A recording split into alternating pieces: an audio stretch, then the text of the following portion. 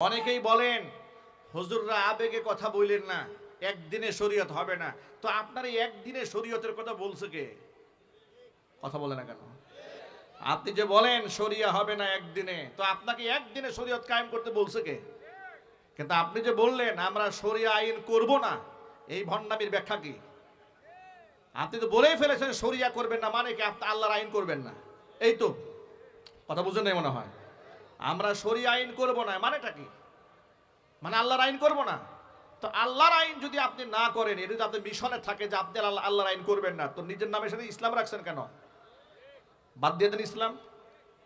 ঠিক না বেরিয়ে বলেন? ও নামের সাথে ইসলামও রাখবেন, আবার শরিয়াও চাবেন না, তা তো হবে না। যে কোনো একদিকে আপনাকে যেতে হবে। ওই আমেরিকা নারাজ হলো কিনা, ভারতের সাপোর্ট পেলাম কিনা, 1000 বছরের কাফের বেঈমানরা আমার ইসলামকে সাপোর্ট দেবে না। আফগানিস্তানকে তো আমেরিকা সাপোর্ট দেয় নাই, আফগানিস্তানকে তো বিশ্বের কেউ সাপোর্ট দেয় নাই। আফগানিস্তান কারো সাপোর্টের প্রয়োজন মনেও করে নাই। আফগানিস্তান মনে করেছে পৃথিবীর কারো সাপোর্টের দরকার নাই, একমাত্র আল্লাহর সাপোর্ট হলেই চলবে। ঠিক কিনা বলেন? সুতরাং কোরআন এবং সুন্নাহর আদর্শ বাস্তবায়ন করতে গিয়ে আমাকে কে ভোট দিল আর কে ভোট দিল না, কে আমার প্রতি খুশি থাকলো আর কে আমার খুশি থাকলো না, আমি কি চেয়ার পেলাম না দেখার আমার কোনো দরকার নাই। আমি আল্লাহর জন্য যতটুকু করতে পেরেছি এতটুকু আমার জন্য জাস্ট এনাফ। আজকে দেখুন, আজকে আমাদের সমাজের নেতৃবৃন্দর চেহারার দিকে তাকিয়ে কথা বলা যায় না। এক একজনই এত বড় মাপের নেতা যে নেতার দিকে তাকানো যায় না, নেতার সাথে মুসাফা করা যায় না। তবে হ্যাঁ, ইদানিং রাজনীতির মাঠে আবার নেতাদের আচরণ দেখে মনে হয় সাহাবায়ে কেরামের যুগে চলে আসছে। কথা ঠিক না ঠিক বলেন? মানে নির্বাচনের আগে নেতাদের ব্যবহার দেখে মনে হয় আমরা সাহাবায়ে কেরামের জামানায় আছি। আহারে কি পরিমাণ আদব, কেমন সালাম কালাম মুসাফা মুয়ানাকা। রিকশাওয়ালার সাথে বসে থাকে, বিড়িওয়ালার সাথে বসে, চায়েসওয়ালার সাথে বসে, কুলি মজুর ঠেলাওয়ালার সাথে মুসাফা মুয়ানাকা সুম্মা সাটির কোনো অভাব নাই। ঠিক না ঠিক বলেন? আচরণ দেখে তাকে লাথি মারেন না। প্রার্থী যে আসে না, 2 পা দিয়ে লাথি মারেন, আপনার পায়ের মধ্যে চুমা দিবে, বলবে আপনার ব্যথা পাইছেন নাকি ভাই? সুবহানাল্লাহ, কি জিন্দেগি। আবার যখনই নির্বাচনটা শেষ হয়ে যাবে তখন দেখবে যে না, আপনি সাহাবায়ে কেরামের জামানায় নাই, আপনি হাসিনার জামানায় আছেন। কথা ঠিক না ঠিক বলেন? আপনি ফিরে তাকাবেন তো চোখ উপড়ায় ফেলবে, হাত দেবেন হাত ভেঙে দেবে, সালাম আবার সে আপনারে দেবে। প্রশ্ন আসে না, আজকে যারা সারা বছর নামাজ নাই রোজা নাই আর নির্বাচন উপলক্ষে মাথায় টুপি দিয়া মানুষের কাছে ভোট কালেকশন করে, এদের চাইতে বড় ধর্ম ব্যবসায়ী এই জমিনে আর হতে পারে না। আলেমুল আমাদের কি নিয়ে আপনারা তামাশা করেন? আলেমরা ধর্ম ব্যবসা করে। আরে বাবা, আলেমরা তো ধর্মের জন্য জেল খাটে, জরিমানা দেয়, সংসার ছাড়ে, পরিবার ছাড়ে, হিজরত করে, মসজিদ ছাড়ে, মাদ্রাসা ছাড়ে, লোহার ডান্ডা বেরি পরে আদালতে হাজির হয়, কিন্তু ইসলামের সাথে আপোষ করে না। কথা বলতে হবে, ঠিক কিনা বলেন? ইসলামের ব্যাপারে কারোর সাথে তারা আপোষ করে না, কারণ তারা নমনীয় হয় না দিনের ক্ষেত্রে, আদর্শের ক্ষেত্রে। আর দুনিয়াদার যার যেগুলা, সেগুলা 500-700 টাকা দিলেই এগুলা রুচি চেঞ্জ হয়ে যায়, মুখের ভাষা চেঞ্জ হয়ে যায়, চিন্তা চেতনাও বদলায় যায়। ঠিক কিনা বলেন? শুধুমাত্র নির্বাচন কেন্দ্রিক সুন্দর সুন্দর আচরণ দেখে ভুলে গেলে হবে না। তবে এই ক্ষেত্রে আপনাদেরকে ছোট্ট একটা মেসেজ দিয়ে দেই, যেহেতু নির্বাচনকে কেন্দ্র করে প্রার্থীরা সুন্দর আচরণ করতে পারেন, এর দ্বারা বোঝা যায় মানুষ যদি চেষ্টা করে সে নমনীয় সারা জীবনে হয়ে থাকতে পারে। চেষ্টা করলে কি না পারে। জারির ইবনে আব্দুল্লাহ আল বাজালি রাদিয়াল্লাহু তাআলা আনহু বলেন, তাফসীর তাবারিতে এসেছে যে একদিন একটা মজলিসের মধ্যে রাসূল সাহাবায়ে কেরামদেরকে নিয়ে মিটিং করছিলেন। তো সেই মিটিংয়ে আমিও হাজির হলাম। আমি গিয়ে দেখি যে সাহাবীরা সব সিট নিয়ে বসে পড়েছেন, আমার বসার কোনো জায়গা নাই। রাসূল যখন দেখলেন যে আমি বসতে পারি নাই, আমাকে জিজ্ঞেস করলেন, জারির তুমি বসো নাই? আমি বললাম, ইয়া রাসূলুল্লাহ, বসার তো জায়গা নাই, সব সিট তো দখল হয়ে গেছে। এ কথা বলা মাত্র হুজুরের গায়ের মধ্যে একটা চাদর পরিহিত ছিলেন আল্লাহর নবী, নিজের গায়ের চাদরটা খুলে আমার দিকে নিক্ষেপ করলেন। নিক্ষেপ করে বলেন, জারির ইজলিস আলা হাদা, তুমি এই চাদরের উপরে বসো। জারির ইবনে আব্দুল্লাহ আল বাজালি রাসূলের গায়ের চাদর নিয়ে মুখের মধ্যে নিয়ে চুমা খাটে থাকলেন। ঠোঁটের মধ্যে লাগান, চোখের মধ্যে লাগান, মুখের মধ্যে লাগান, আর বলেন, নবীজি আপনি আমার মতো একটা আপনা মানুষকে এত বড় সম্মান দিয়েছেন, আপনার গায়ের চাদর আমাকে বিছিয়ে বসার জন্য দিয়েছেন, আপনার চাদরে কি দুনিয়ার কোনো মানুষ বসতে পারে? আকরামাকাল্লাহু ইয়া রাসূলুল্লাহ কামা আকরামতানি। ও আল্লাহর নবী, আল্লাহ আপনার সম্মান আরো বাড়ায় দিক, যেমন আপনি আমারে সম্মান দিয়েছেন। ও আযাকাল্লাহু ইয়া রাসূলুল্লাহ কামা আযাস্তানি। আপনি যেমন আমাকে ইজ্জত দিয়েছেন, আল্লাহ পাক আপনার ইজ্জত বাড়ায় দিক। ও যুবক ভাইরা আমার, প্রিয় মুসলিম ভাইরা, নবী করিম সাল্লাল্লাহু আলাইহি সাল্লাম এই রকম বিনয় দিয়ে, মহব্বত দিয়ে মানুষের দিলে জায়গা করে নিয়েছেন। এই জন্য উগ্রতা, সন্ত্রাসবাদের স্থান ইসলামে নাই, উগ্রতার স্থান ইসলামে নাই, গালিগালাজের আদর্শ ইসলামে নাই। সকল মুসলমানকে ঐক্যবদ্ধ হতে হবে এই ব্যাপারে। আল্লাহর নবীর সুন্নাহ দিয়ে জমিনের মধ্যে আমরা ইসলাম কায়েম করতে চাই। রাজি আছেন কারা কারা? দু হাত দেখতে চাই। আল্লাহ কবুল করেন, জোরে কোন আমিন। আরো চিৎকার দিয়া কোন আমিন। হাত নামান, উগ্রতা নয়, মহব্বত এবং ভালোবাসা দিয়ে আমরা মানুষের হৃদয় জয় করতে চাই। নবী করিম সাল্লাল্লাহু আলাইহি সাল্লামকে আল্লাহ পাক বলেন, ফাবিমা রাহমাতিম মিনাল্লাহি লিনতা লাহুম। হে নবী, আমি যে আপনার মনটাকে এত নরম বানালাম, মানুষের সাথে আপনি এত কোমল হৃদয়ের বানিয়ে দিয়েছে, এটা আল্লাহর পাক আমার পক্ষ থেকে আপনার জন্য বড় একটা রহমত। ওয়ালাউ কুনতা ফাজ্জান গালিজাল কলবি, যদি আপনি খুব রূঢ় আচরণের অধিকারী হতেন, আপনার মন যদি শক্ত হতো, লানফাদ্দু মিন হাওলিক, মানুষগুলো আপনার থেকে সব দূরে সরে যেত। কিন্তু আমি আপনাকে এমন কোমল হৃদয়ের অধিকারী বানিয়েছি, এমন সুন্দর আচরণের অধিকারী বানিয়েছি, আপনার সান্নিধ্যে একবার যারা আসবে জীবনেও তারা আপনাকে ভুলতে পারবে না। জোরে বলেন সুবহানাল্লাহ। সেই রসুলের সুন্নাহকে এই জমিনের মধ্যে আমরা প্রতিষ্ঠিত করতে চাই। যুবক ভাইরা, পারবো না ইনশাআল্লাহ?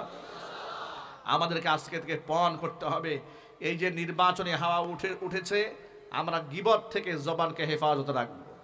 আমরা কলমকে গীবত থেকে, পরনিন্দা থেকে আমরা হেফাজত করব। বলেন ইনশাআল্লাহ। মানুষকে আঘাত দিয়ে আমরা কথা বলবো না, মানুষকে আঘাত দিয়ে আমরা কথা বলবো না। বলেন ইনশাআল্লাহ। অনেকে বলে, গর্ব করে বলে যে হুজুর, আমি তার ব্যাপারে যা বলেছি সত্যই বলেছি, আমি সামনাসামনিও বলতে পারবো। বলে কি না? এটা খুব বাহাদুরি মনে করে, যে অন্যের বদনাম বলে খুব গর্বের সাথে বলে আমি তার সামনে গিয়েও বলতে পারবো। তো সামনে বলে কি হবে? সামনে বলে কি হবে? আল্লাহ নবী সাল্লাল্লাহু আলাইহি সাল্লামকে প্রশ্ন করা হলো, গীবত কি জিনিস? হুজুর প্রথম বললেন, আতাদরুনা মানিল গীবা, গীবত কাকে বলে তোমরা জানো? সাহাবায়ে কেরাম বললেন, আল্লাহু ওয়া রাসূলুহু আলাম, গীবত কাকে বলে আল্লাহ এবং তার রাসূল ভালো জানেন। হুজুর বললেন, শোনো, গীবত হচ্ছে যিকরুকা খাকা বিমা ইয়াকরাহু, তোমার ভাইয়ের অনুপস্থিতিতে এমন কথা বলা যেটা শুনলে সে কষ্ট পেত। সাহাবায়ে কেরাম প্রশ্ন করলেন, ইয়া রাসূলুল্লাহ, আমি আমার ভাইয়ের ব্যাপারে যা বলেছি সত্যি যদি সেটা তার মধ্যে এই দুষ্টা থেকেই থাকে? রাসূল বলে, যদি থেকে থাকে তাহলে তো গীবত হলো। আর যদি তার মধ্যে না থাকে, তুমি তার নামে অপবাদ দিলে, বানায়া বললে, তোর মিথ্যা অপবাদ, এটা বুহতান হয়ে গেল, এটা অপবাদ হয়ে গেল, দুটোই মারাত্মক কবিরা গুনাহ, এটা তোমরা করবে না। এখন কিছু লোক আছে বলে যে ঠিক আছে, পিছনে বলে যেহেতু সমস্যা গীবত হয়, সামনে গিয়েই বলবো। না, আপনি সামনে গিয়ে বলতে পারবেন না। কোরআন কি বলেছে শোনেন, ওয়াইলুল লিকুল্লি হুমাযাতিল লুমাযা, জাহান্নাম ওই ব্যক্তির জন্য যেই ব্যক্তি সামনেও নিন্দা করে আবার পিছনে নিন্দা করে। আপনি সামনে পিছনে কারো নিন্দা করতে পারবেন না। কারণ দোষ দেখেছেন, যদি আপনার শুধরানোর নিয়ত থাকে তাহলে সরাসরি তাকে বলেন, অথবা আপনি ওই ব্যক্তির কাছে বলেন যেই ব্যক্তির কাছে বললে উনি শুধরাবেন। দ্বিতীয়, হ্যাঁ, তবে আরেকটা ব্যাপার মানুষ ভুল বুঝে এই ক্ষেত্রে, যে অনেক সময় আলেম ওলামারা জালেমদের ব্যাপারে মানুষদেরকে সতর্ক করেন। অনেক সময় ভণ্ড পীর, বেসরা পীরদের ব্যাপারে মানুষদেরকে সতর্ক করেন। তখন ভণ্ড পীরের মুরিদরা চায়ের দোকানে বসে বিড়ি টানে আর বলে যে হুজুররা, মোল্লা মৌলবীরা স্টেজে বসে অন্যের গীবত শেকায়েত করে। এটা গীবতের আওতাভুক্ত নয়। মনে রাখবেন, যাদের গুনাহ প্রকাশ্য হয়, কিংবা যারা প্রকাশ্য জুলমের সাথে সম্পৃক্ত, কিংবা যারা মানুষের অধিকারকে নষ্ট করে, অধিকারকে হরণ করে, তখন তাদের ব্যাপারে জাতিকে সতর্ক করা ওয়াজিব। যেমন আপনারা দেখুন, কোরআন মাজিদে ফেরাউনের কাহিনী আছে না ভাই? জোরে বলেন। নমরুদের কথা আছে না? আবু জাহালের কথা আছে না? কারুনের কথা আছে না? তো তাদের গীবত কেন আছে এখানে কোরআন শরীফ? এটা কি গীবত? না, এটা গীবত না। আমরা অনেক সময় মাহফিলে খুনি হাসিনা রেফারেন্স দিয়ে কথা বলি। কেন কথা বলি? আগামী প্রজন্মে যেন বাংলাদেশে কেউ খুনি হাসিনা হয়ে ওঠার স্বপ্ন না দেখে। ঠিক না ঠিক জুড়ে বলেন। মানুষকে আমরা বলি খুনি হাসিনা এই দেশের ঈমান ও ইসলামকে ধ্বংস করে দিয়ে হিন্দুত্ববাদ কায়েম করতে গিয়ে ভারতের দাদা বাবুদের খুশি করার যে চেষ্টা চালিয়েছিল, আজকে এই দেশে ইসলাম আছে, তাওহীদ আছে, খুনি হাসিনার নাই দাদার কুলে আশ্রয় গ্রহণ করেছে। ঠিক কিনা জুড়ে বলেন। আমাদের আরেকটা বার্তা হচ্ছে, আলেম উলামাদেরকে অশ্রদ্ধা করা, ব্যঙ্গ বিদ্রুপ করার পরিণতি কত ভয়ঙ্কর হতে পারে। খুনি হাসিনার দিকে তাকায় দেখো। খুনি হাসিনা কি করেছে দেখেন। শাপলা চত্বরে নিরীহ তাওহীদি জনতাকে হত্যা করেছে, মাদ্রাসার এতিম ছাত্রদেরকে খুন করেছে, আলেমদেরকে রক্তাক্ত করেছে। গোটা বাংলাদেশে আলেমদেরকে টার্গেট করে করে যাদের কথায় রেভলিউশন হতে পারে, বিপ্লব হতে পারে, যে সমস্ত আলেমদের কথা মানুষরা শোনে, ওই সমস্ত আলেমদেরকে নানাবিধ ট্যাগ দিয়ে, কারণ আমি মিথ্যা মামলা দিয়েছে, কাউকে জোরপূর্বক মসজিদ থেকে অপসারণ করতে বাধ্য করেছে। ঠিক কিনা বলেন। অনেক সময় রাজনীতিবিদরা রাজনীতির মাঠটাকে গরম করার জন্য আর কিছু ভোট কালেকশন করার জন্য বলেন যে আমাদের দলে আসেন, আপনাদের মামলা আমরা দেখব, থানা আমরা দেখব, জেল আপনাদের দেখব। এই ধরনের ভণ্ডামি যে নেতা করবে, আমি এখানে আপোষহীনভাবে বলে দিতে চাই, মুসলমানরা যারাই বলবে যে আমরা খুনিদের দায়িত্ব গ্রহণ করব, তাদেরকেও করে ছাড়তে হবে। জালেমদের ব্যাপারে কোনো নমনীয় আচরণ আমাদের দ্বারা হবে না। জালেমদের একমাত্র শাস্তি এই বাংলাদেশে হতেই হবে। কথা বলতে হবে। ঠিক না ঠিক ছিল বলেন। এই কথাগুলো আপনাদের সামনে আমরা কেন তুলে ধরি এই জন্য যে আগামী প্রজন্মে যারা ক্ষমতায় আসবেন তারা যেন আবার খুনি হাসিনা হয়ে না ওঠেন, তারা যেন আবার জঙ্গি নাটক না করেন, তারা যেন আলেমদেরকে বাঁকা চোখে না দেখেন। তারা মনে রাখবেন, আলেম ওলামারা যদি একটুখানি আপনারা চোখ রাঙানি দেন, টেকনাফ থেকে তেতুলিয়া, রূপসা থেকে পাথুরিয়া পর্যন্ত আগের সেই দিন আর নাই। এখন উলামারা ঐক্যবদ্ধ আছে, দাঁত ভাঙ্গা জবাব দেওয়ার জন্য প্রস্তুত রয়েছে উলামারা। এই বাংলার জমিনে নাস্তিক্যবাদের আস্ফালন আর মেনে নেওয়া হবে না।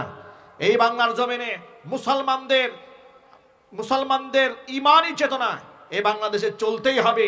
ইমানি চেতনার বিরুদ্ধে দাঁড়িয়ে কেউ রাজনীতিও করতে পারবে না ইনশাআল্লাহ। বলেন না ইনশাআল্লাহ।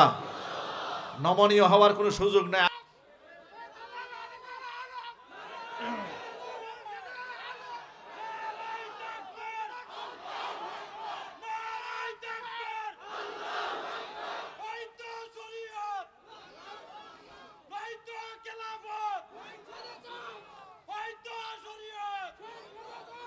আল্লাহ পাক আমাদেরকে ঐক্যবদ্ধ থাকার তৌফিক দান করেন। আমিন।